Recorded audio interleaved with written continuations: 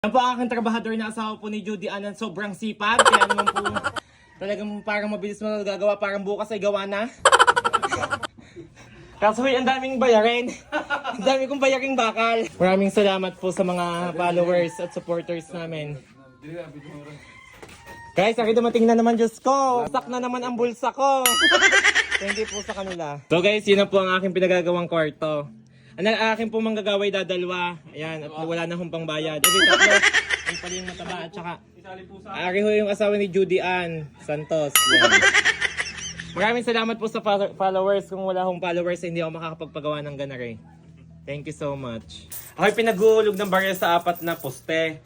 Hindi ko malaman kung kaya pinaghuhulog ni Kuya Edward ay kukunin niyang mamaya at sisimuting lahat, pambili ng sigarilyo. Baka mamaya nasa bulsa mong lahat ha. Alin ka ang huhulugan? Lahat? Asa ang bulak? So guys, sorry pa nga pamahiin daw. Di mo na ako di maghuhulog ng barya din eh. Wala din eh. So guys, may palaspas daw at saka bulak din sa 4 na poste. Uhuhulog na natin.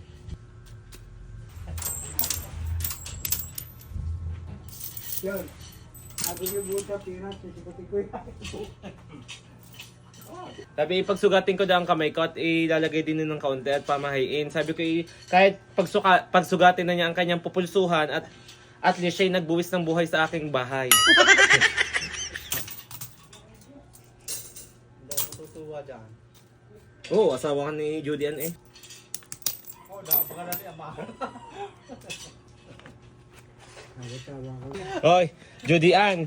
Sabi ko maghiwa ka ng pulso at ialay mo naman muna ang dugo mo doon sa aking bahay. Hindi yung nagawa ka din lang nagawa. Yung 80 na dugo ko, babawasan mo pa naman. Bali maghiwa para tumibay. Inaabangan na akong pambili. Magkakaposte ng aking kwarto. Maraming salamat sa mga viewers, followers. Wala ka, wala. Lagyan ako. Diba? Timba. Diba? Tuto malamig ka tubig. Sige. Judy Ann. Parang yung inihulog kong barya dyan kulang ng 10. Baka nabili na. Niya mahang yung sigarilyo. Nabili ko na sigarilyo. Parang kulang lahat. Bawat pitak dyan kulang. Masipag ang alwag ka. Kaya sa mga gustong magpagawa dyan, frame free si Judy Ann. Ay, daing lagi ng pagod na pagod tuwing hapon. Wala man akong nakikitang ginagawa kundi nagpuputol lang ng bakal. Hindi naman naghahalublock.